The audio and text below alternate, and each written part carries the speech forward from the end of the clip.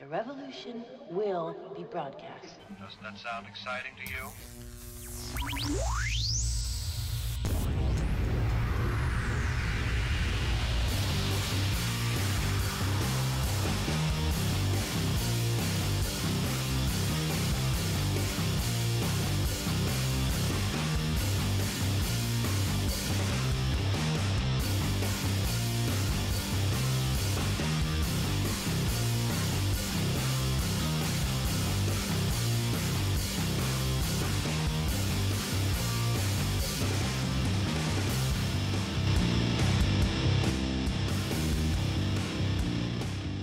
Welcome back.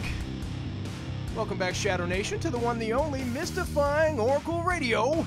Your GhostMan&Demon Hunter show. Demon Hunter! I'm here. I just made it through the door. What's going on there, little buddy? It was a rush, but I made it. I got here. It was such a rush. Hey, special thanks to all our homes, Stitcher, Smart Radio, Planet Paranormal, Twitch, twitch.tv/Ghost and Demon. Check us out live there, guys. Also, the SYL Project. Give some love, share some love today. The SYLproject.com. And Tenem Home Healthcare. Good people ready to help the ones you love, especially if you're in the Indianapolis area, because that's where they're located at. Paranormal Wave Radio Network. Thanks, everybody around the world, for being so very cool. Yeah. What do you think, Nathan? I think, therefore I am. You are there. Absolutely. I'm glad you are there, because we made it to studio on time once again in our 10th year for... How many times do you think we've been on air? How many times do you think we've done this? Oh my gosh. If you go back and you count the archives and add 3 and divide it by 16 and multiply it by days out on the road. And Yeah, anyway. It's you can smell springtime in the air here in Indiana. Definitely nice day out today, man. So the smell of manure? The smell of poop and, grass and everything. I'm dreading the grass coming back. You have to cut it, but we now have a new addition to the family. Did you know that? I did not. Yeah, you did. We have Zoe. Zoe? Zoe is the boxer pit bull mix that we basically rescued. And she's only 3 years old. She's been with us about, I'd say 3 months now, 3 or 4 months. She's a great dog. So I didn't get my Boston Terrier that I wanted after the Red Room Riddle, the ghost story all my life. I wanted. Yes. Yeah, didn't get it, but got close. Got a bulldog type deal going down there. And who named the puppy Zoe? That sounds like a name that a little girl might name a puppy. Well, I don't know. She was already 3, so we had... Oh, so you got her with the name. Yeah, she had the name. She definitely had the name already, and she's very cool. But, hey, got a good show tonight. Another one in store, guys. We're going to the UFO topic again. Everybody's excited about that. Nathan, right? Everybody's excited? Always excited to hear about them aliens. Well, let's do this. Don't get Donald Trump started on them though. Oh yeah, we got to talk about that. He's in with the aliens. Yes, it's a top story tonight. Tonight's guest.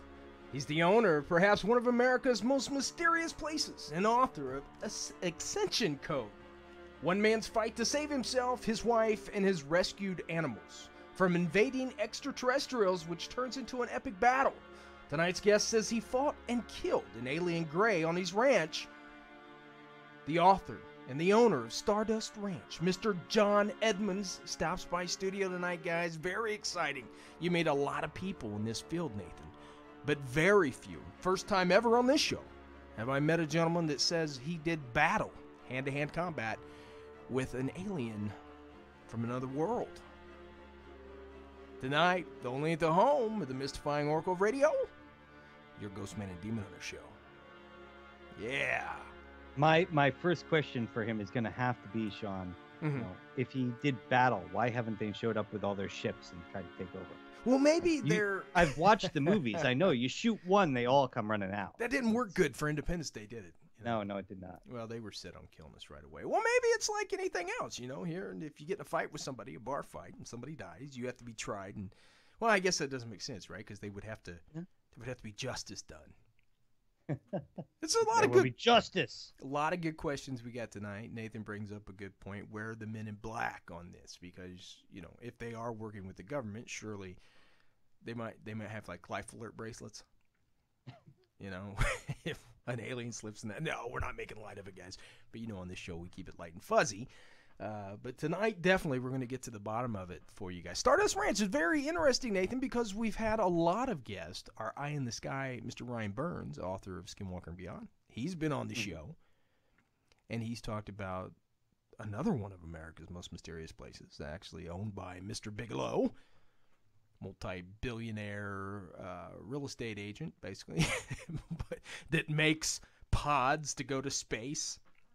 Before he can privatize it. But, yeah, so now we have a new one. StarDust. No alien influence there, none whatsoever. Today, I think I'll build a tower in Las Vegas, and tomorrow, I think I'll start building rocket ships. And go to the moon. What happened in between there? Oh, I bought this ranch.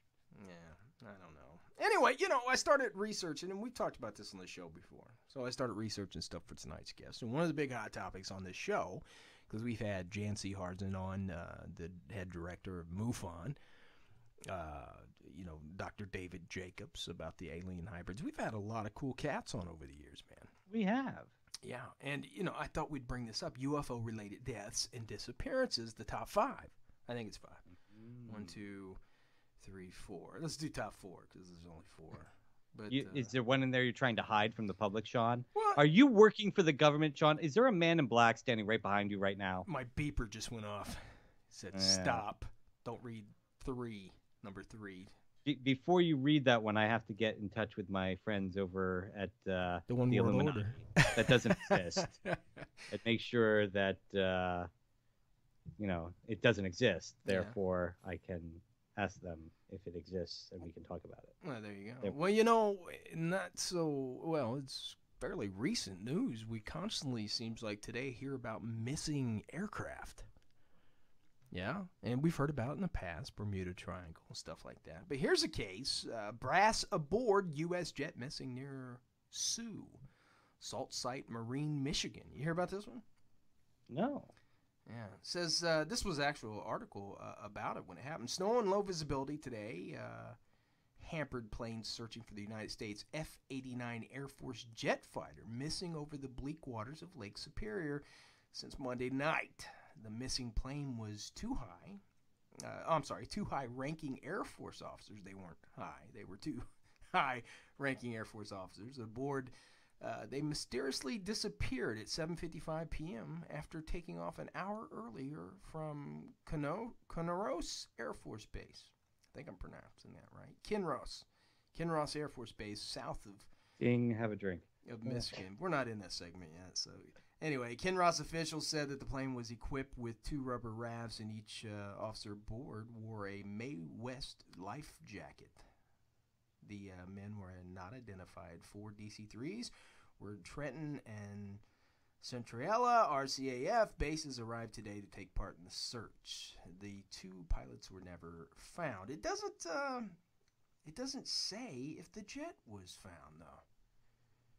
I guess it would have had to been, right? Since they didn't have the pilots. That's a secret, Sean. You're not allowed to let that information out. Yeah, well, apparently Detroit, a couple pilots from there, some local pilots and stuff got involved. And here they go. They did find a flight without the pilots, and the rafts weren't deployed, and the plane wasn't exploded. So that raises an eyebrow, yeah?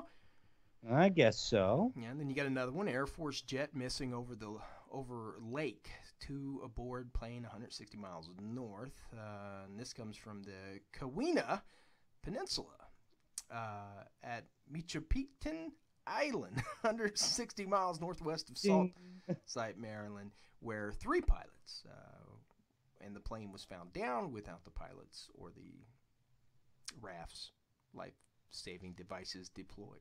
So, and they say they still continue to look for these United States Air Force pilots with no luck. Anyway, there's a lot of those. No trace of young pilot after reporting approach of UFO. Here's a good one. Melbourne boats and aircraft have found no trace of a young pilot and flying saucer enthusiast who disappeared with his plane after radioing he was being chased by an unidentified flying object. Huh? You interested in this? A little. Well, the Australian You're piquing my interest. Okay. The Australian... See, I haven't heard anything yet that makes me think that these planes just, planes go missing. Well, the planes get found, but it's highly suspicious when the pilots are not there. I mean, and the seats are still intact, no chutes have been deployed or nothing. Well, maybe they crawled away. Maybe they just blew the hatch and climbed out in midair. I don't know. Anyway, the Australian Air Force said it has received 11 reports of UFO sightings from people along the coast of Bass Strait, where the plane disappeared Saturday night. The pilot, Frederick Valentich, 20, was on a 200-kilometer training flight when he told an air traffic controller in Melbourne he was being buzzed by a UFO with 4 bright lights about 300 meters above him. Controller said in the last message taped at Melbourne, he radioed, "It's approaching from due east towards me. It seems to be playing some sort of game, flying at a speed I cannot estimate. It's not an aircraft. It is flying past. It is a long shape. I cannot identify more than that. It's coming for me right now." Huh? But did he disappear? And a minute later, he reported, "It seems to be stationary. I'm also orbiting, and the thing is orbiting on top of me also. It has green lights and a sort of metallic light on the outside." Valentritz then radioed the engine of his single-engine Cessna 182. It was running roughly. He last message sent, "It is not an aircraft." Valentich's father, Guido, that's the name, said he hopes his son has been taken by a UFO and has not crashed. The fact that they have found no trace of him really verifies the fact that UFOs could have been there. He said Valentich said his son used to study UFOs as a hobby using information he had received from the Air Force. Now, when did this one happen, Sean? This would have happened October 24th, 1978. 1978. Mm-hmm. And they hope he was taken by aliens. Now, anyone who's been watching X-Files knows exactly what he reported because we've seen it now. Yes, we have seen X-Files. It was on X-Files, so obviously this one's been solved. Might be no the problem. last time you see it on X-Files, right? Yeah. You don't know if it's coming back or not. You were talking about that last week. I know. And I still do not see the uproar of the public. Yeah, well, uproar, right, Fox? Why are you waiting for the public when you are the host, co-host of one of the most Because I called them to arms. I said, get out there and write. I did my part. Yeah. I'm here Friday or Sunday nights, giving up my time to help inspire the public, the masses. Yeah. I say, go out and do and I just don't see it. People obviously don't care. They don't want more X-Files, I guess. I want more. Best cases of alien abduction, Nathan. Run through these real quick. The 1961 Betty and Barney Hill abduction. Remember, this one's been talked about on our show. Oh, yeah, yeah. Yeah, called the flagship case of alien abduction because we've had relatives on this show. We have, haven't we? Yep. Yeah, I think so. And the clothing was magnetic when it came back. Remember that? They had readings on it. The car had high electromagnetic, some kind of force to it. Well, so did your car after it got struck by lightning, so hey. That's true. It was glowing in the dark. It did glow in the dark for a minute when it was 1967 abduction of Herbert Schimmer. Patrolman Schimmer passed through the intersection of Highway 6 and Highway 63 on the outskirts of Ashland, North Carolina. He saw what appeared to be red lights on a large truck stopped a short way down Highway 63. He decided to turn around and check it out. He drove the short distance down 63 and stopped with his headlights shining on the object. According to Schimmer, the object was definitely not a truck. The red lights that he had seen were blinking through the oval portholes of a metallic oval-shaped object. Apparently, he was found dead. 1969, the Buff Ledge Camp abduction. Only 7.5 years after the Betty and Barney Hill story, the New England states would again host an alien abduction. Buff Ledge in Vermont. You know this? No. Buff Ledge in Vermont. Well, you're out that way. I figured you were hip to all this. I'm in Connecticut. Well, it's that Vermont's pretty much another country. Buff Ledge in Vermont would be the site of visitation by 4 UFOs, which would make revolutionary aerial maneuvers. 2 counselors would suffer missing time and seek professional help. 1973, Pasquala, Mississippi abduction. 15 different people saw a large silver UFO fly over a housing project, blah, blah, blah, blah. It doesn't talk about the people, though, being killed. Of course, the 1975 Travis Walton abduction was the 1975 Travis Walton abduction. It needs no introduction. That was the movie Fire in the Sky. Yes, that was based on. And, of course, you know, they interviewed Travis, and the whole thing was like humanoid people. They looked like us, for the most part. Right. Yeah, so Hollywood worked its magic. Made them into greys and reptilians. They did. They did indeed. Okay, Nathan. Okay, Sean. Hey, Sean, quick news out there. I have to send this news blast out there because it's in the news and it's today, but it doesn't really meet our weird news standards for later on. Sean, Nancy Reagan passed away today. I did hear that. Hey, guys, it's always strange. It's always exciting. It's fun, weird, and it's straight off G&D Show Vaults, and it starts right now. Proceed, sir. Hey, Sean, before we get into the disclaimer there, again, Nancy Reagan passed away today at 94 years old, I believe it was. Sure did. She died, she was born July 6, 1921, passed away today, March 6th, 2016, in Bel Air, Los Angeles. Former First Lady, wife of Ronald Reagan, President of the United States.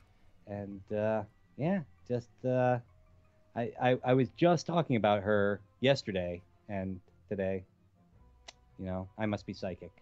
I guess so. Yeah, it's a huge loss. She was a great First Lady. Who doesn't remember? You know, not really beloved by the public when she got started. After her bout with breast cancer, kind of softened her in the public's eye. Became more loved First Lady, but originally, you know, not really. But I'm sure the nation now feels the loss that she's gone. But hey, Sean, like you said, it's weird news that's in the news where Sean and I take the stories right out of the paper because we like the titles. Of course, we don't read them first, so we make a lot of mistakes. When we make a mistake, you take a drink. That's G&D drinking game. Of course, if you're listening to us while driving in your car, please don't play the G&D drinking game. And of course, if there's anything important going on this night, tonight, please listen responsibly. That's right. First up the bat. HuffPost Weird News. Thanks, guys, for giving us the story. Real-life Ghostbusters claim to talk to spirits at asylum. Huh? Yeah, we've kind of been doing that for a while. What real-life Ghostbusters... Have a drink, and I'm not even reading the story.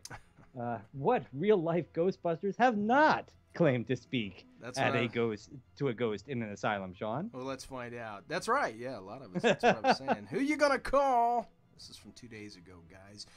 As anticipation builds for this summer's remake of Ghostbusters, real-life spirit... there we go. We're seeking the spotlight for Ghostbusters again. Okay, real-life spirit investigators and their alleged quarry arrive on your television screens tonight in Destination America's Paranormal Lockdown. Didn't hear anything about it. Throughout this six-part series, Nick Groff, of course, from the GA adventure deal, and Katrina Weidman, A&E's Paranormal State, can find themselves in some of America's most creepy and terrifying places for 72 continuous hours. We do a tremendous amount of work on the history and the background of the deaths there, or anything dramatic that took place at this location. Groff said on the Paranormal Lockdown site, we're going into location to try and document groundbreaking evidence of the paranormal, something that hasn't been discovered yet. That is my mission. I'm looking for something that will revolutionize the way we think. In the following video that they put out there, you can see the first episode of Paranormal Lockdown, which appeared 2 nights ago, apparently, guys. They find themselves in an abandoned trans lunatic asylum in Weston, West Virginia, where they appear to have a conversation with spirits from the beyond. Sounds like every other show that's ever been on, Sean. It does. Very exciting. Doesn't it? The hunt to prove once and for all that ghosts exist, or to answer the deeper questions of whether humans somehow survive physical death. So, did they find it? They didn't say here. They claim. I don't know. I don't know. There was a show out like that once before. You know, I heard about that. They went into like the places and tried to stir things up. And they talked to ghosts. Hey, yeah. On A&E. I don't know. I think it was somebody close to us that starred in it. Yeah, I know. I don't know. No bitterness here. Thank you for getting back to us, producers. That's great. Great show. Hey, Sean, I just want to shout out to this story because I think this is a really inspirational story. California homeless man lands job after handing out resumes. Oh, man, that's great. You know, it takes place in Sacramento, came out on March 4th. A homeless man in California found employment after waiting on the streets, on the local streets, and handing out printed resumes to passengers. Okay. Passerbys. Okay. Michael Martin shared photos of 52-year-old Frederick Colson, a former line cook, after he spotted him outside a grocery store in Sacramento. Right. The homeless man was sitting outside of Smart and Final, not asking for money. Instead, he was handing out his resume with a sign that said, "Need work and hungry." Just multiple resumes handed out in envelopes. Apparently, Carlson moved to Sacramento from Washington 2 years ago, hoping to be a line cook for the Salvation Army. When the opportunity fell through, he was left homeless and pushed carts for Smart and Final store in exchange for the right to hand out his resume on their premises. So instead of running around asking for money, he handed out his resume until he found a job. See, that's awesome. He applied himself. To me, that's inspirational. It is very inspirational. He was excited about landing a job and was very grateful for the opportunity. He was up the night before studying the menu for hours. Pizza Rock provided Carlson with work clothing and a temporary place to live. So, yeah, that's you know what? That's an awesome story. That's the kind of program we need in this country to help people do that kind of thing. You know, I just seen the other day, and you know, I'm not knocking our homeless at all because that's a terrible thing, not at all. and you know, it should be fixed definitely before any other problems or people outside of our country. Absolutely, we should fix our own stuff. But you know, I seen 3 guys holding the, you know, you got them, the cardboard signs. Oh yeah. And there was one on the left of me. I'd stopped at a traffic light. One on the left, one on the right, and one right across the street. So they hit every one of the lanes. And, you know, I found myself thinking, I wonder if they're related or they just found a hot spot there. Are they working in tandem? Do they split their tips? And it must really work. I mean, they must get money. They wouldn't just go out there for nothing. Yeah, it's. I know I've given money before. It's a tough world. I mean, Sean, I went through a period. I didn't have a place to live. You know, I was out in the middle of nowhere, couldn't get my way home, was living in my car. I know the situation. Mm-hmm. You work until you find work and you get yourself back up on your feet. That's what you got to do. And this guy did it, and I'm really impressed and inspired by him. Let me ask you something. Have you ever been approached at the gas station by a man or woman that just ran out of gas and needs $5 to get back home? Yeah. Yeah. There must be a website of these scams. You know what I mean? Yeah, it's happened to me. I've been standing there and they walked up and I was like, well, I'll tell you what. I will be more than happy to buy you a ticket to get back home, a non-refundable ticket, if you're willing to go with me to the police station, have a police officer wait with you till the bus comes so I know you get on safely. Uh-huh. And they were like, no, never mind. That's it. You know, it's terrible, man. It is terrible that it's a scam. It's a scam. They come up on you at a gas station and they say, and they came up on my mom and Stacy when she's by herself. That's a danger. You know, people are afraid of that. You don't bum rush people. During my studies, I would go around and travel around and stay with people of different beliefs, and I got to stay at a Buddhist monastery for a while. So I have a lot of respect for Buddhists. Mm-hmm. And I remember walking through New York one day and somebody walking up to me and asking me for a donation for their Buddhist temple. And they slipped these beads over my hands and, you know, asked me to sign their book of life. And I sign it and I hand them a couple bucks and he looks at me and goes, no, $20. I was like, I'm just making a donation to you. You don't have to give me anything. He rips the beads off of my hand and walks away. Oh, wow. Nice. And I was like, okay. Hey, Nathan, we're at 7:26, buddy, and I just wanted to mention this. Are we going to do the Rot Talk segment tonight? We should do the Rot Talk segment. I just wanted to say we didn't get to read this story, Sean, but Another new species found. You know my love for new species in the ocean. An underwater research craft has spotted a ghost-like octopus. Nice. That appears to be an unknown species in the depths, about 3 kilometers from to the floor of the Pacific Ocean near Hawaii. So new species, Sean. You know I love throwing that stuff out there. And also tonight, Sean, before we go any further, I wanted to throw these 2 names out. Remember last week I was trying to get the name of who gave me the Dan Aykroyd autographed bottle of Crystal Head vodka? Yeah. I want to send my thanks out to Bruce Schillinglaw, who gave me that. And also a shout out to Travis Hackle, who is a new listener of the show, who's been out there going to other shows' pages and posting that he found our show. It's great. And, to listen. So thank you, Travis. Thank you, Bruce. And, of course, Jill and Cleric Tavern and all our regular listeners. Thank you so much. So I guess it's that time, Sean. It is that time, guys. You hear the music. It's time for Rot Talk. Rot Talk, Rot Talk, Rot Talk. That's a G&D original show, which series, which Nathan and myself came up with it, where each week we scour the nation to find you the latest and greatest in that show we all know and love, The Walking Dead, to find out, or to tell you, what's happening, what happened in the past, and what we think's going to happen tonight on The Walking Dead. Nathan? That's right. Spoiler alert, folks. If you don't want to hear what already happened or what we think is going to happen, fingers in the ears, la, la, la, la, la. Let's get going. Getting closer to Negan. We are. And, week 1, I made my predictions. I was 1 thing off. No big people died. Yeah. I thought one of the original survivors was going to die. Didn't die. But we keep getting closer to Negan, and more little hints keep getting thrown out about a baseball bat there, Sean, that we all know and love. Yeah. You texted me last week, and oh man, I can't think of it now. You had said something about the baseball bat reference. Do you remember that? I made a reference to the fact that Glenn's wife, Maggie, said it's gonna cost us something. Right.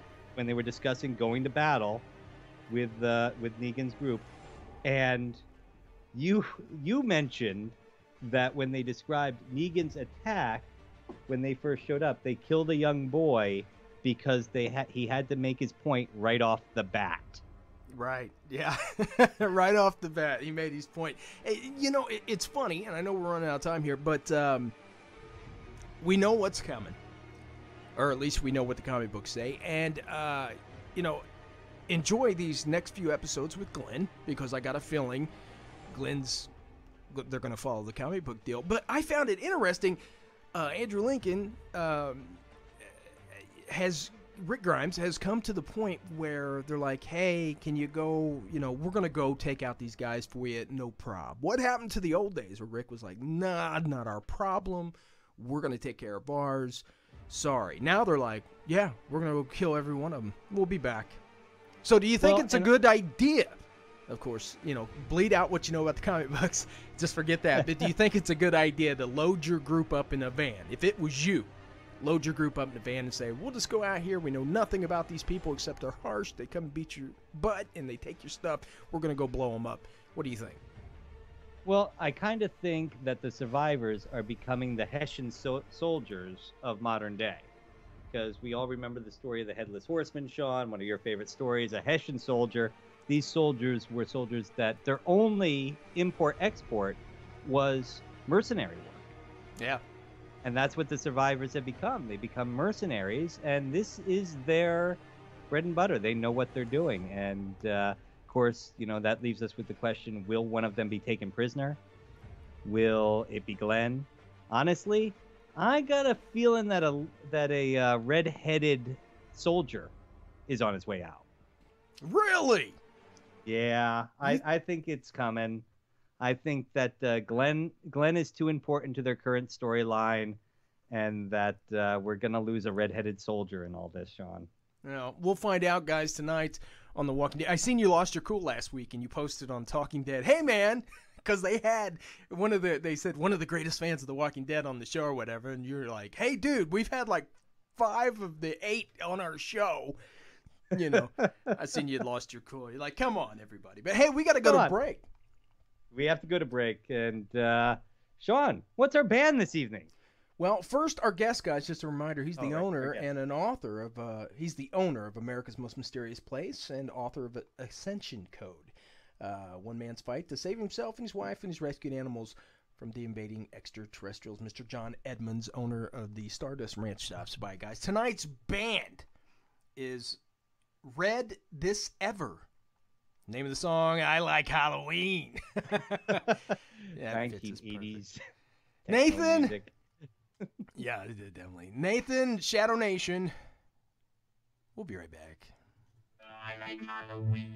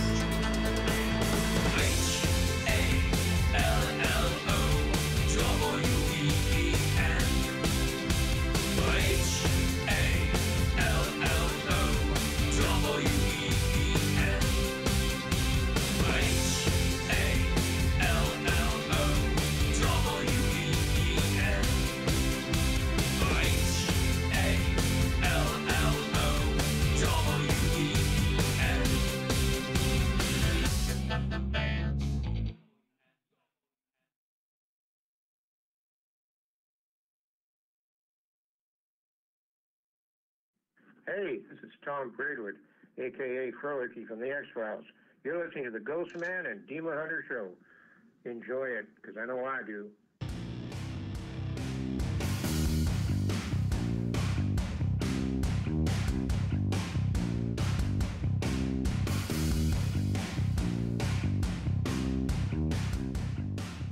Hey, welcome back, Shadow Nation, to the one, the only, mystifying Oracle Radio, your Ghostman and Demon Hunter show. Tonight's guest, he's the owner of perhaps one of America's most mysterious places and the author of Ascension Code. One man's fight to save himself, his wife, and his rescued animals from invading extraterrestrials, which turns into an epic battle. Tonight's guest says he fought and killed an alien gray on his ranch. Tonight, the author and owner of StarDust Ranch, Mr. John Edmonds. Mr. John Edmonds, what's going on, buddy? Hey, I'm here.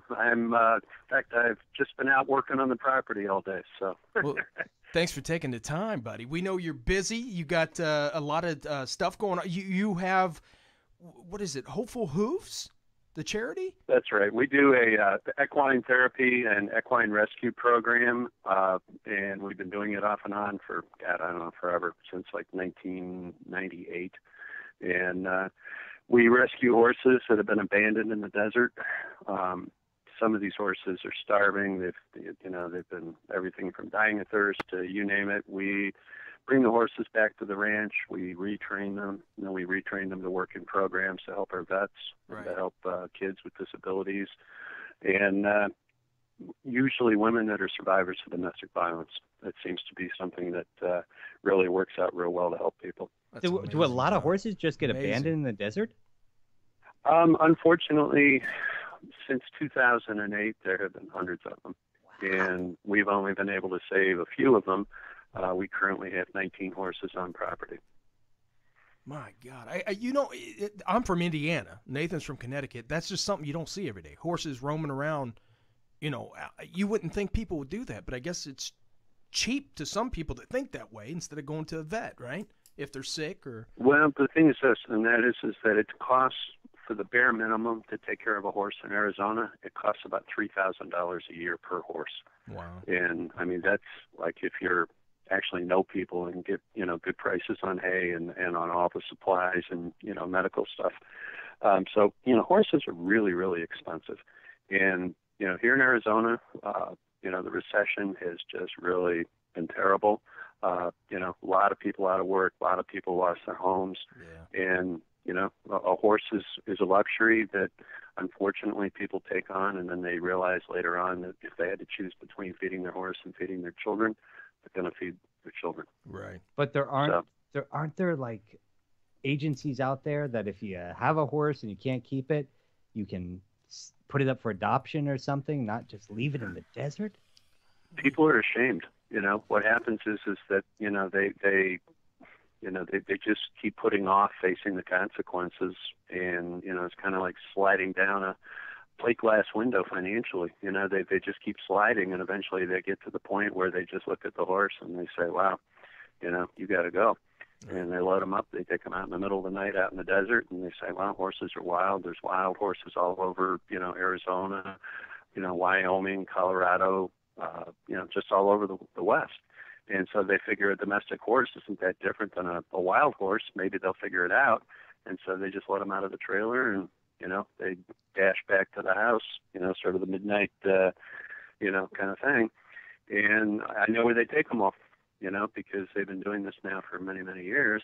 And what happens is we end up with herds of horses out there that are literally being picked off by, coyotes, wild dogs. Yeah. Starvation, because the desert is not a place that, is a good environment for a horse, in terms of there's very little grass, there's very little anything for them to eat. They're not like goats. Goats can eat anything. Cows, can eat just about anything. But horses, they have to have decent grass. They've got to have, supplementation. Oh, yeah. And, they're not used to being, just dumped out there and left to fend for themselves. And a domesticated animal, so different than Exactly. a wild or even a tamed animal. Yeah. A domesticated animal just loses that instinct. Yeah. Well, that's it. And the other thing is that, most of the roads out here, people drive 65, 70, 2-lane roads. There's no lights or anything out there. And the horses, they'll walk out on the road and just stand there. Yeah. And people, will hit them. And, you can't imagine what a bad accident that would cause. Yeah. And, of course, all our listeners out there, it's hopefulhoofs.org. Go there, check out John, and they can help you out, right, John? Donate and stuff like that? Oh, absolutely. We're a nonprofit.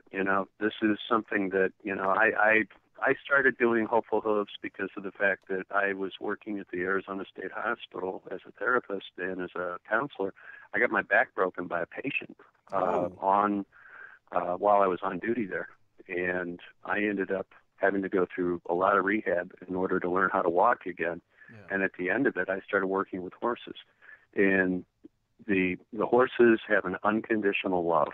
You know, they don't care whether you're crippled. They don't care whether you're anything. I mean, to them, you're just a human being, and it's like if you're out there to do something good for them, they automatically accept you. And, the horses really helped me to get my feet back underneath me and to learn to walk again and to be able to get my life back. And I thought at the end of it, you know what? If this worked for me, how many other people could this help? Yeah. And so I started studying the program. I started writing the program. I started, working with the horses. And today, after all these years, we actually are in a position where we can do something to help people. I think that's amazing, John. That's commendable. It just amazes me. Yeah. Living out here in Connecticut, I just know so many people who go out on the deep end just to have a horse. And that's why it shocks me to hear about somebody who would do that. And I'm so happy to hear that there's some place like yours. Now, when this happens, do the horses come and stay with you on your ranch? Oh yeah, absolutely. I mean, I end up going out and finding them. They don't find me. I mean, at the beginning of the recession, when it was really bad, people would just drive up, tie their horses outside the ranch, to our front gates and leave them. And I can't tell you, I mean, at one point we had almost 100 horses here, and this is a 10-acre property. So you can imagine how crowded it would be to have 100 horses, but we found good homes for them. We put them in programs, and we worked our way through it. But, I can't tell you how many skeletons are laying out in the desert from horses that, just never made it as far as our ranch. Yeah, that's terrible. Now, John, we have heard about you because we've been on the air. This will be our 10th year coming up. And we've heard about you for a long time. And we finally said, we got to get John on. We've had Bigelow Aerospace. We've done the Skinwalker Ranch. And we're going to get into that a little bit later. But StarDust Ranch. Can you tell us in detail how you got involved with the ranch and some of the history about it?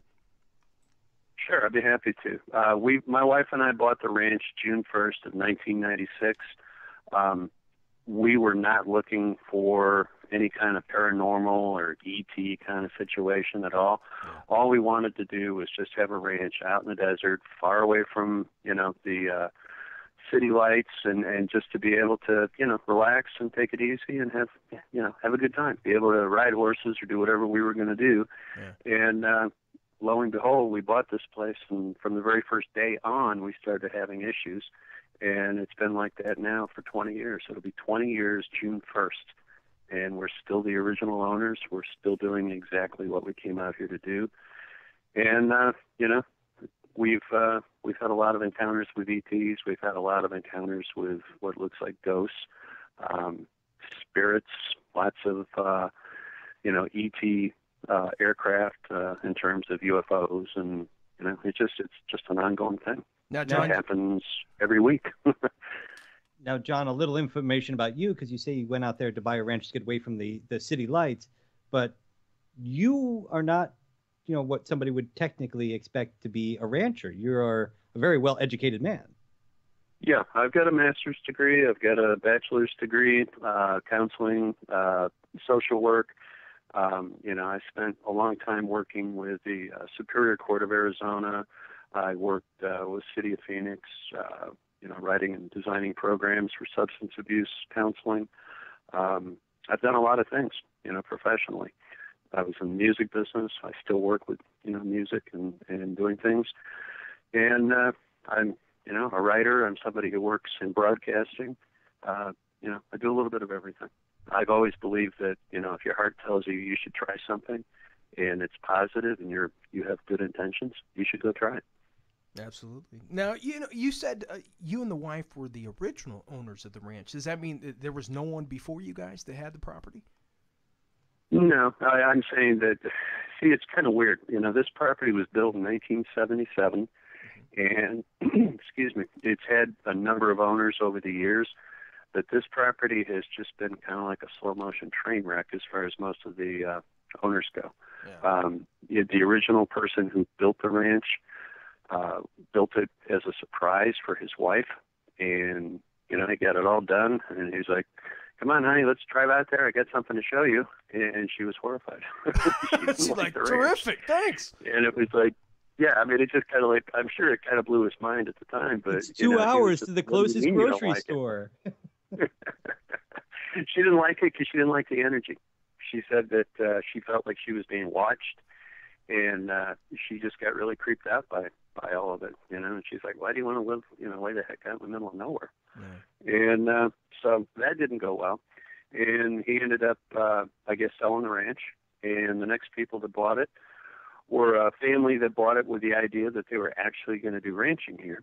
And so they got in the cattle business, and apparently they were very successful until one day, the day before the eldest son's graduation from high school, for some unknown reason, he took a shotgun, put it in his mouth, and blew his head off. Oh, wow. Right in the living room. Oh, man. And that family just kind of fell apart after that. I mean, somewhat understandably. Yeah. And everything just, you know, kind of went south from there. And they ended up losing the ranch. And then the ranch went through about 10 years of being picked up by nefarious entities, is what I would describe it as. People that decided to use it for a whorehouse, people that decided to use it for off-track betting. There was a bunch of guys that had decided they wanted to, you know, create some kind of a fort here, and they were anti-government guys, and they turned it into kind of like just a weird place where they apparently they held meetings and did all sorts of stuff to try to, I guess, just kind of piss off the government. Yeah. At any rate, the way it worked out was that they, each time somebody took it over for an evil purpose, the energy on the ranch not only made them that much stronger, but it actually got them to the point where they got in a lot of trouble. People died. The ranch ended up going back to the bank. And so it sat idle for a while. And what ended up happening was that it just fell apart. So it's Finally, almost like some folks bought it. I'm sorry, go ahead. No, John, please, go ahead. Okay. Some folks bought it, threw some paint on it, turned around and started marketing it. And Century 21, the guy I was working with, heard about it, and he called me up and he said, John, I might have the right property for you. And so my wife and I, we took a ride out here from Glendale, Arizona, and we looked at it. My wife was kind of like, oh, God. And I was like, wow, this is cool. I like this place. I mean, as soon as I saw it, I said, that's it. I want it. Yeah. And my wife looked at me, and she was horrified. You know, it's funny you mentioned the bad elements out there. It seems, you know, whether it be with, and you know this stuff, haunted homes, haunted properties, stuff like that, they always say like attracts like. And it seems like it ran off the good and attracted the bad and sucked that energy in somehow, right? Yeah, pretty much. I mean, it still does that. I mean, what's really weird is that, you know, we have people that you know, that we're friends with that come out, and, you know, they'll hang out here at the ranch, and it's like within 20 minutes after they've been here, their behavior begins to change a little bit. It's kind of like they drank too much coffee, or they, you know, have an upset stomach, or they start getting a sore throat, or they start hearing what they call crickets.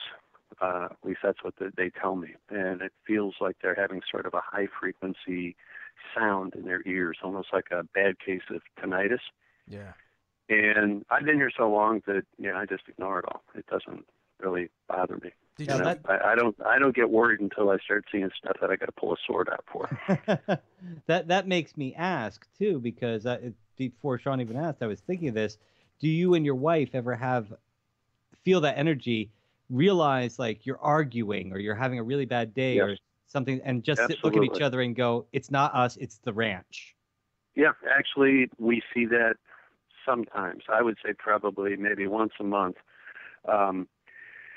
You know, we'll argue. I mean, you know, we've been together 25 years almost, and, you know, people that have been together a long time, you know, that they kind of, their fights or their arguments are kind of repetitive. And, you know, she and I will bang heads over something, and then we realize that neither one of us really care about what we're arguing about. It's purely because of the fact that the energy is just amping up our argument.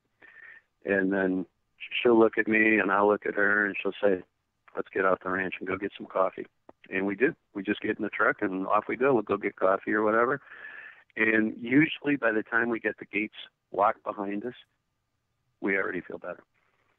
Oh, wow. Yeah. That. How do you guys protect yourselves? Is it a Christianity thing? It's faith. Just faith. Yeah, okay. It's just faith. I mean, I've been on my own since I was about 12. And, I learned a long time ago that the only real asset in the world that matters is your faith in God. Mm-hmm. Because no matter how alone you are, you're never really alone if you've got God in your life. And, so for me, that's sort of always been, my catch-all in terms of being able to, stay on the straight and narrow and being able to, get balanced, no matter what happens. You know the movie The Rite about the Catholic priest. Remember that, Nathan? We had the real priest on, Father Gary Thomas. And he came on and he talked a little bit about the aliens. And he didn't say aliens being a demonic entity or anything. But he did make reference, as a lot of people in religion have said, be careful about calling these entities, beings from outer space, that they might be satanic, demonic. What's your thoughts on that, being from a Christian background?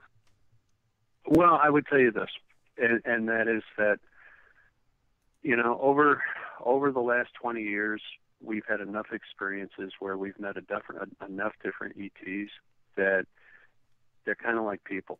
You get some really bad ones and you get some really good ones. And, you can't really just label anybody anything. You just have to take it on a case-by-case basis. I mean, the guys that we've had real problems with are the Greys. And, apparently there's a number of different types of those as well, because now we're seeing different types of them here on the ranch. And not all of them are, just a little pain in the asses that we have had to deal with in terms of the little 4-footers. Okay. The ones that are taller don't seem to be so bad. I mean, it's not like we're communicating with them. It's not like we're sitting down and having, iced tea with them or something, but they seem to be more thoughtful and they seem to be more interested in a bigger picture kind of situation than the little ones. The little ones have just been a nightmare to deal with. Now, do the animals react to them? At this point, not really. I mean, the horses, as long as the horses get fed and you go out and love on them, they're fine. They could care less. I mean, they've had, triangles that were hundreds of feet across that were 150 feet above them. And they just kind of look up at them and they go, that's interesting. They go back to eating. So, it's not, they're not particularly reactive anymore. They've been doing this too long. The dogs, on the other hand, I tell you what, the dogs, they get really, really, really into trying to defend the place. And, that they're just all about, these guys don't belong here, they smell funny, they got to go. Do you ever have those, and I definitely want to get back to you setting the scene the night of the battle, because everybody wants to know about that. But do you ever, when you're setting at your house, of course you have good days and bad days, do you feel the energy shift when these portals, and we'll talk about that a little later, but when the portals open and these beings come through, can you feel it? Yes. And I'll tell you, the thing that's interesting about it is you can actually feel it kind of leading up to it. I mean, we have been able to detect that about every 72 days, there seems to be an acute period of maybe 48 hours where all hell breaks loose. And that's when a lot of stuff is seen. That's when a lot of things happen. But you can tell leading up to that, the energy becomes even higher than normal. So really, it's just a matter of where they are in the cycle. Now, if you can, John, set the scene the night or the day of this battle. What happened? Did you wake up and feel, this is something bad going to happen today? How did it come around, and what happened? Well, what I would tell you is this, and that is that the insight that I have has really, really increased in the last couple of years about how a lot of this stuff works. back when that occurred, I didn't have any insight. I had been in a situation where for well over a year, it just seemed like we were at war with these things. And we were having sometimes 2 and 3 times a week where we were having incidents, and they were really bad. I mean, there were situations where we'd be in bed, we'd be asleep, and something would happen, and I would get the feeling, just this weird feeling like something's watching me. And, I didn't want to wake my wife up. And so, I'd just wait until they showed up. And then literally the way these grays travel, they kind of just blink in and blink out. And so you can feel them, but you don't necessarily see them right away until they want to be seen or until they actually make physical contact with you. And that particular night, it was actually early evening, and I did not, realize that we were going to have any contact. And, it just happened. But it was one of those things where, I keep literally a samurai sword handy, and it kind of moves from room to room with me as necessary. So it's like if I'm feeling kind of a little bit agitated or I'm feeling maybe there's a little anxiety, that tells me that, I should keep that sword to the point where I can actually, see it directly. I don't want to be in a position where I've got to run to, a different room in order to get it. Now, John, at some point I could break down and buy a few more of them.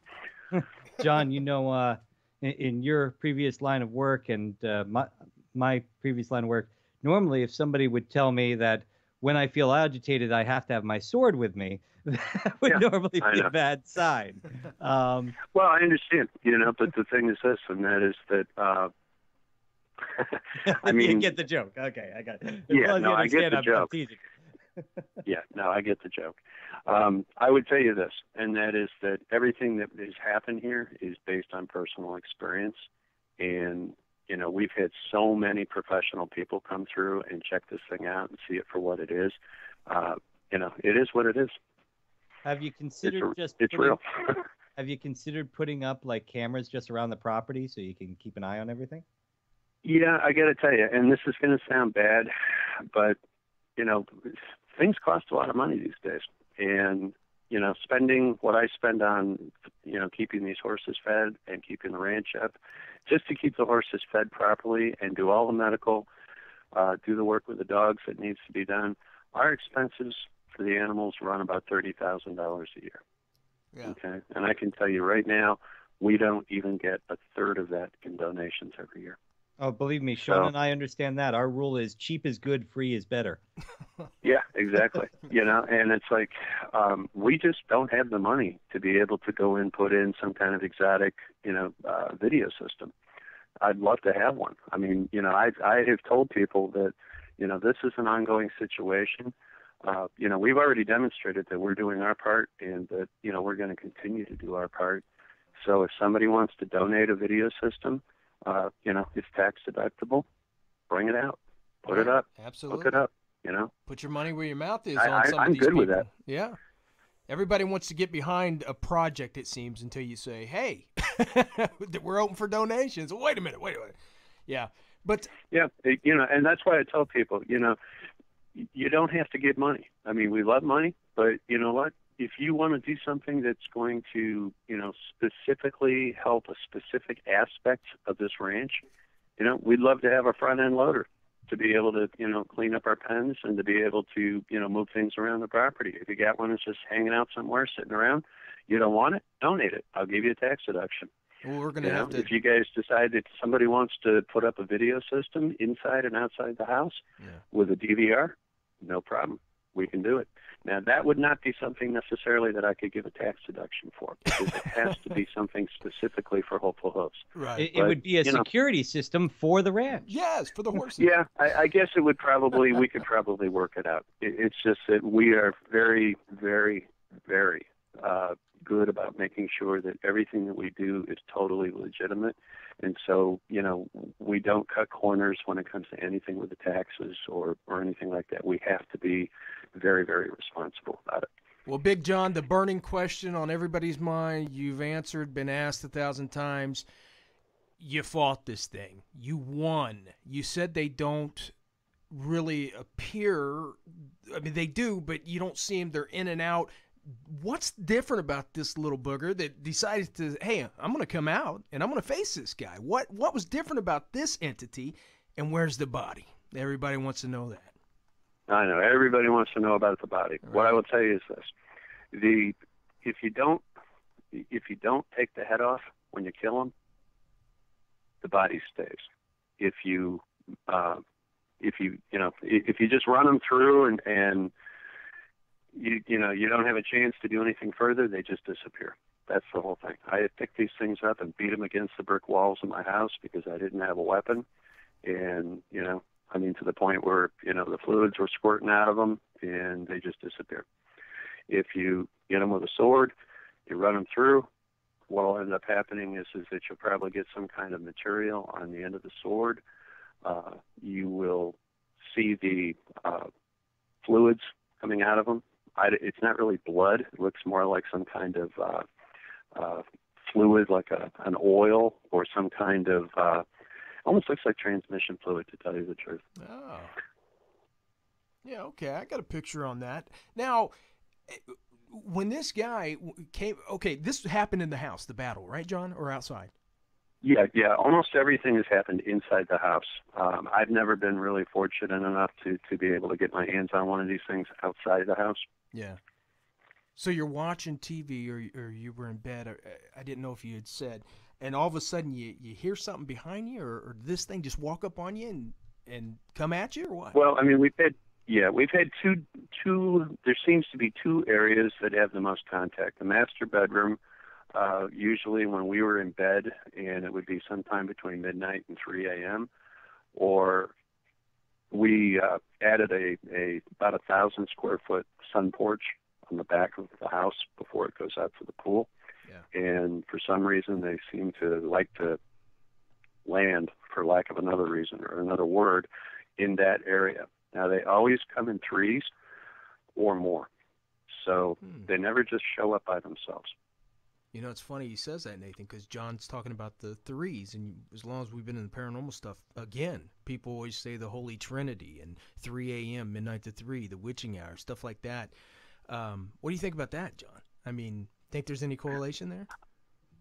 I don't know. I mean, we could speculate till the cows come home, but the horses. All I do is I can only validate what I see. Yeah, this is true. See, and that's interesting because people ask Sean about our investigations, Sean and I about our investigations all the time, and Sean and I like to tell people we're less about the investigation, and more about the experience. Yeah. Right. Well, so you killed this thing. Or you think you did? I mean, it disappeared. Oh, I know I killed it. When I used a samurai sword with a forward thrust right through the abdomen, about 6 inches below the throat, and what came out on the end of the sword was a piece of meat the size of a large grapefruit. And I took it out of there, put it in a bottle, and I put it in the refrigerator. I have a special refrigerator just for dealing with these kind of things. And, I saved it and made arrangements. I made some phone calls and managed to get hold of somebody that could redirect me to deal with a gentleman in Grass Lakes, Michigan, named Levengood. Mm-hmm. And Dr. Levengood gave me very specific instructions on how to prepare the sample and how to make sure that it wouldn't be contaminated. And then I FedExed it to him. Wow. And what did he find? Well, it took him a long time. It took him about 6 months before he was able to get back to me with, concrete information. But what he got back to me with was a report from 2 different universities in Michigan, apparently.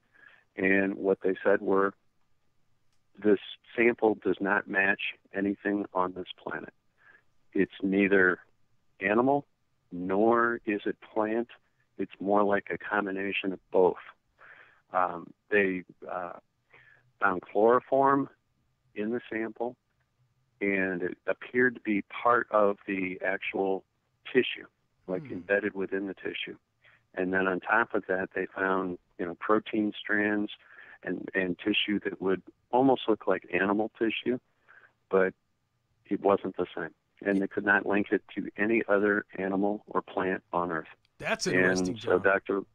Levengood told me, he goes, John, you've got the smoking gun. He says, you have absolute proof that alien life is present currently on Earth. Now, Sean accuses me of never asking these questions because he believes I'm in league with the Illuminati. Well, you are. But have there been any Men in Black issues? Yeah. We have had Men in Black here. It's interesting. We've had an evolution of the Men in Black because we had the original, almost like the mythical Men in Black that show up with, the SUV, and they show up in the black suits and they got the sunglasses on and they look like they, really are corpse, colored. I mean, in terms of, dead white skin, which here in Arizona, nobody has dead white skin. I don't care, if you spend your entire life indoors, you're still going to get a tan of some kind. I was going to say, Shawnee just described me. Yeah, pasty. Pasty Connecticut person. But, we saw these guys. They literally pulled up on a dark-colored, SUV, like a GM Suburban, and two of them got out, and they walked up to our front gates, and our front gates are electronic. You can't get past those front gates. They're 7 feet tall. They're wrought iron with spikes on top. You can't get in unless I let you in. And before I could even let them in, they walked right through the gates. And you witnessed this? I witnessed it. I happened to be standing outside with another friend of mine, and we were cleaning guns. And we had a whole picnic table full of guns.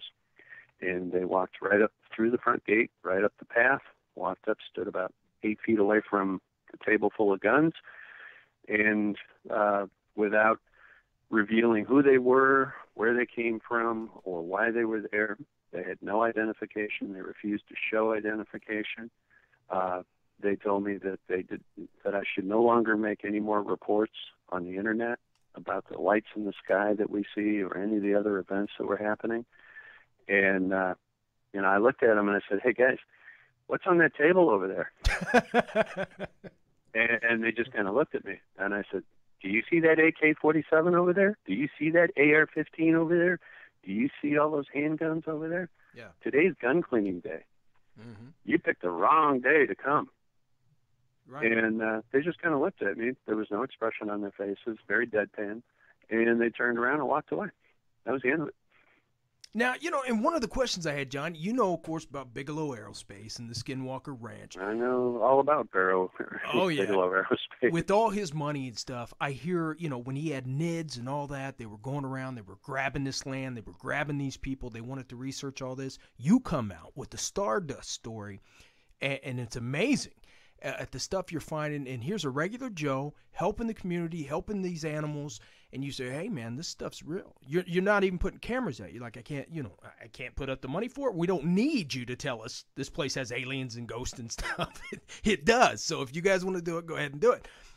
Have you ever been visited by a member of NIDS, or Bigelow or anybody? We like did. That? I mean, Robert Bigelow called me on the phone and asked me about the ranch, and I told him, yes, the ranch is everything that we've been saying it is.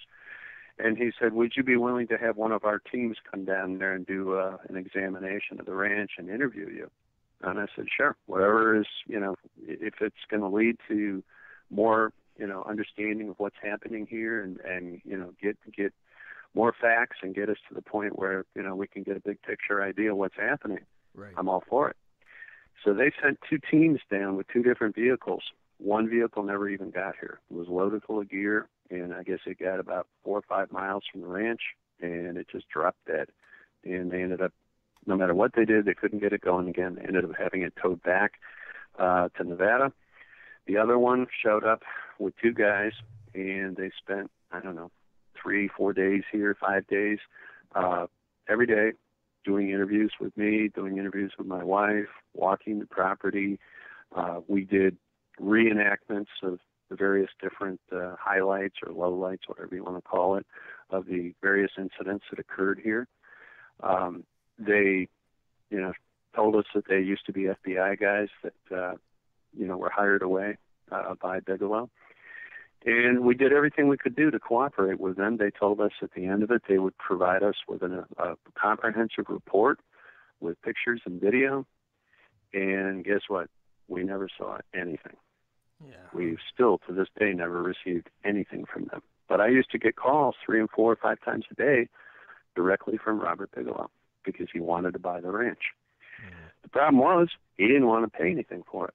And I told him, I said, look, I am not going to be in a position here where I'm making payments on something that you own. Yeah. So it's like, if you want the ranch, you're going to have to pay for it. And that never happened. So indeed, we still have the ranch. Now getting into the aspect of portals, right, Sean? Yeah, absolutely. In his front room. Yeah, these portals that you've brought up, is this how the aliens come and go? Do you think it's dimensional? Could this explain their disappearing after they die? What are your feelings on the portals, and can you describe them to us? Well, what I can tell you is this. That is a very comprehensive question. We have 2 portals, 2 stargates, 2 whatever you want to call them. I mean, tomato, tomato. And we have one that's living, or that is in our living room, that is in front of a fireplace. So we have a big fireplace. And that one seems to be not frequently utilized, but occasionally. There is everybody who comes to the ranch who sits in the living room feels the energy. They always remark about it. They always turn around and say, wow, I can feel something like right over there. And it's there. That's all I can tell you about that one. The big one is on the back of the property. And that one is the one that pretty much everything seems to come and go through. Now, when you were,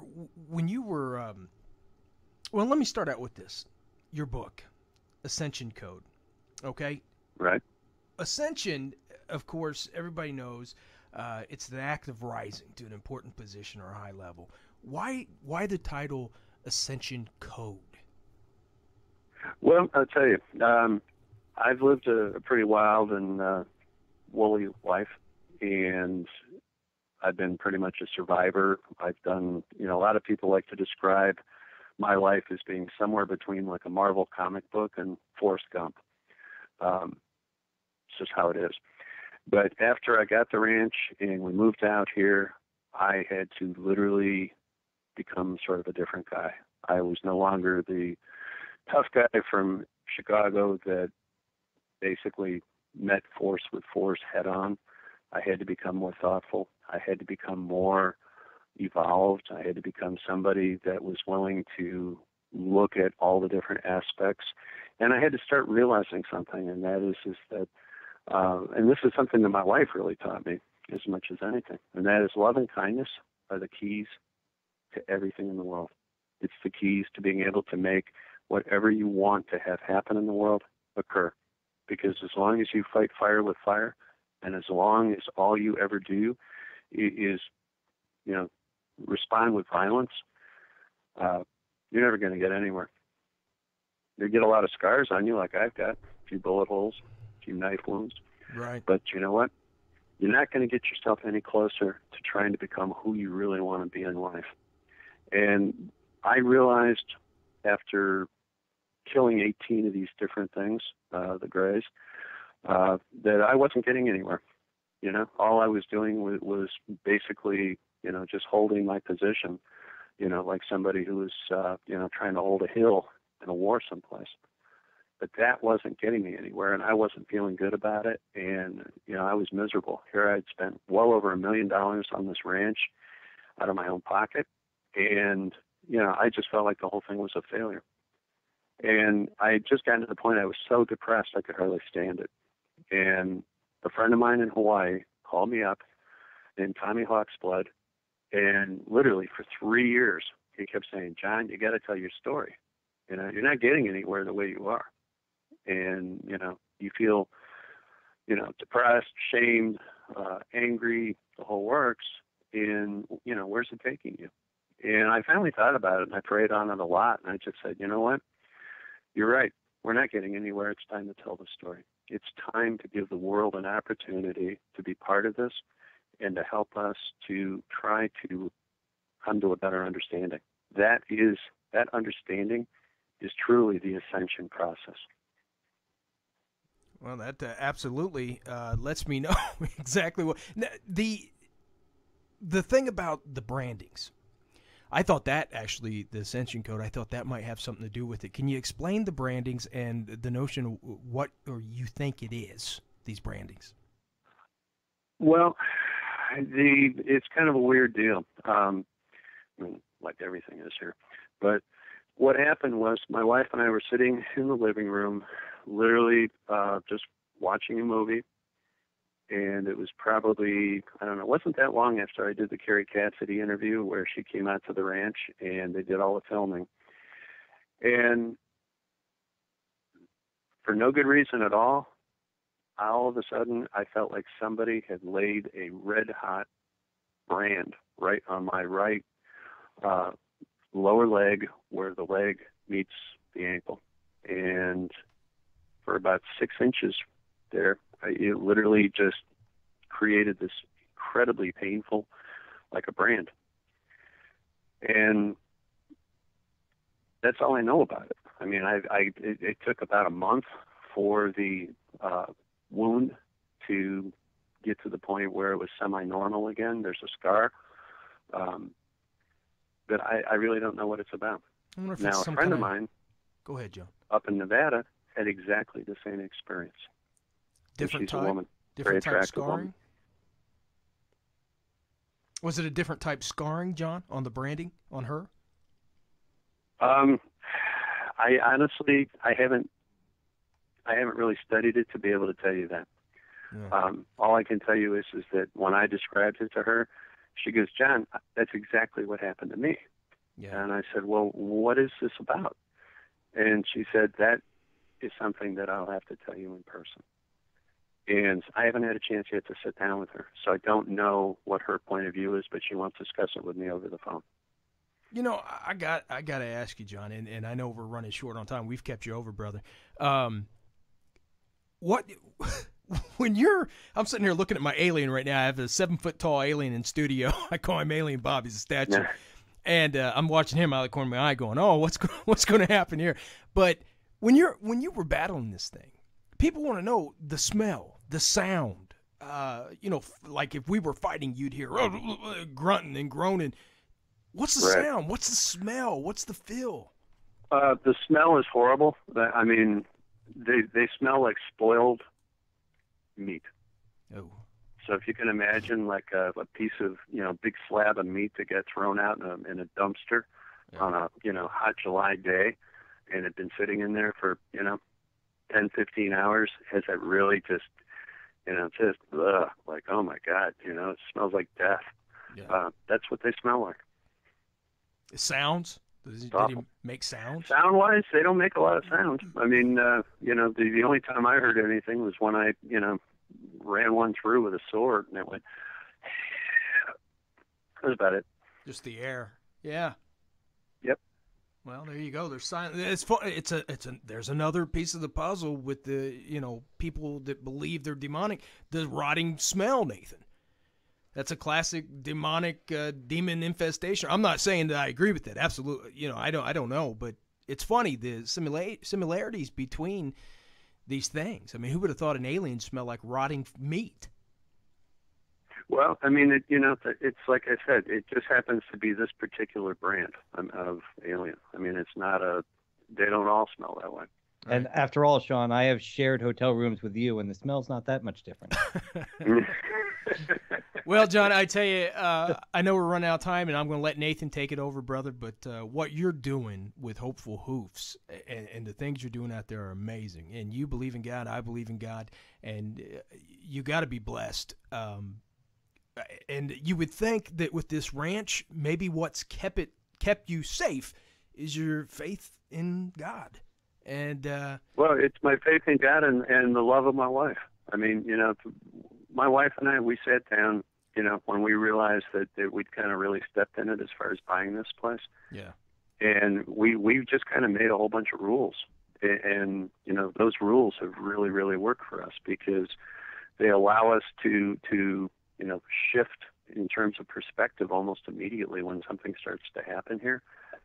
And so, we're really, really able to reach out to each other and use our love and the strength of our relationship, to make this work.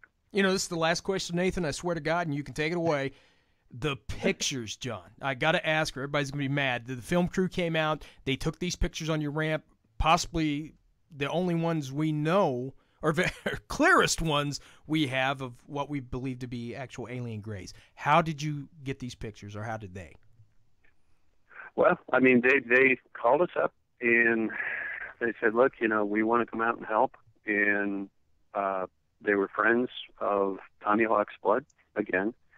And they met him in California, traveled to the ranch with him, and they brought a truckload full of, pretty high-tech video gear. They brought lasers that, as I understand it, are military-grade lasers. And, they brought just really good equipment and set it up. And they were fortunate enough to be able to get the pictures that they got and some of the video they got. One of the really neat things, and that is that we were able to recover an alien artifact because on the back of the property, one of the lasers directly hit one of these grays right in the chest, and it surprised him so much that he dropped, or she, or whatever it is, dropped this object.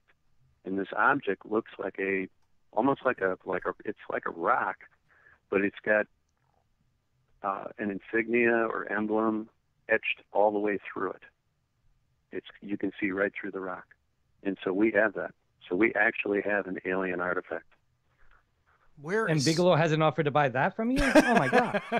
I think Bigelow's kind of done with all the UFO stuff, to tell you the truth. I think he's kind of moved on to, hotels in space or something. Well, we'll know if John sells, Nathan, because one day we'll have Edmonds Suites in Las Vegas, Nevada. The alien drop-in. Yeah, somebody asked me if I'd be willing to sell the alien artifact on eBay and what I'd start the bidding at. Yeah, you don't sell some things like alien artifacts. But, Nathan, that's your all. Your mom's wedding dress, the alien artifact, things your like dad's that. pipe. These are things you keep. John, where do we go from here for Big John Edmonds? So, you have amazing stuff. I'm assuming you have the material back from the alien DNA stuff. Where do we go from here? When's CNN going to run this story, man?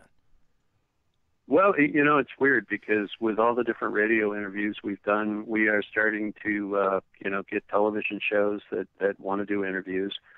And so we're looking at having a couple of TV shows out here in the next few weeks. We've got people that are in the movie business, that are, pretty much A-listers. They're calling us. And, we're just going to continue to do everything the way we do it, which is on faith, and try to do it, with complete integrity, and just, try to be the best example of good Americans we can be. Hoorah! Well, how can people get to your website? How can they help out and donate to Hopeful Hoofs? Well, what I would tell you is this. The easiest thing right now is just to go ahead and send a check directly to the ranch, and I will go ahead and send them back a receipt that is tax deductible. And so that way they have exact proof. I take phone calls from people. If somebody wants to call me, they can call me and talk to me.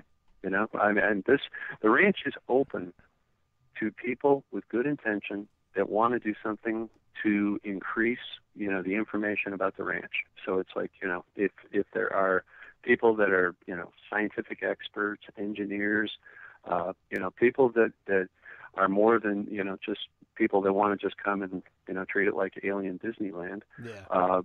We're not at that point yet where we're like doing tours or anything like that. We're not trying to make this into something commercial. What we want is the truth. What we want is to be able to really get the big picture understanding of how this thing works and what the value to the world is.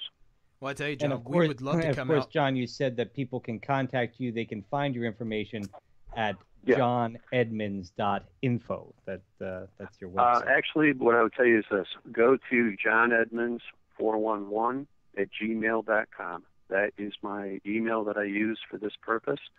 I can, give you a phone number, and folks can use that if they want to call directly.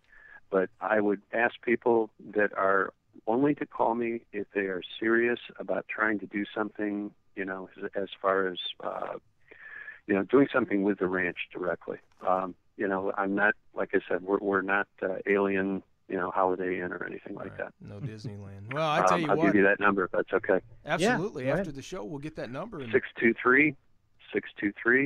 623-499-7759. And I think you're only the second person in G&D history who's willing to give out their phone number to the thousands of people. Well, I look at it this way. I mean, we have to show and demonstrate, our good intention. And, we're asking people to just be, solid with us and, treat us right. And, hey, John, if people just aren't interested in, like, the Alien Ranch, if they want to help out with Helpful Hooves, they can call you for that, too, correct? Exactly. Or, like I said, they can send a check directly to the ranch. It's 14700 South Tut Hill Road. That's T as in Tom, UTHILL Road, Buckeye, Arizona, 85326. We used to use PayPal, but PayPal seems to have issues. So I'm just telling everybody, just send the check directly to the ranch, and I will respond. Very good. Nathan, do you have anything else for John? Do I have anything else? John, I know, let me right? look through the list here. I got 50 let's questions. let John go back to doing his running a ranch here. Well, let's ask John to stay on the line for just 3 more minutes. John, can you do that while we close out the show? Sure, I'd be happy to. Thanks, brother. John. Everybody, John Edmonds, StarDust Ranch, and HopefulHoofs.org. What do you say we pay the bills, Nathan? Yep, and one last time, goodbye, Nancy Reagan. Goodbye, Nancy Reagan. Absolutely. Little tear wiped away. Yeah, she was Amen. awesome. Special thanks to all our homes, all our sponsors, Stitcher Smart Radio, Planet Paranormal, Attentive Home Healthcare. If you're in Indianapolis, guys, good people ready to help the ones you love. AttentiveHomeHealthcare.com, Twitch TV, YouTube, iTunes, you name it, guys. We're there. From the haunted back roads of America, this has been another exclusive G&D Show interview. Don't go changing America. We won't. Demon Hunter. Because we love you. Night, guys.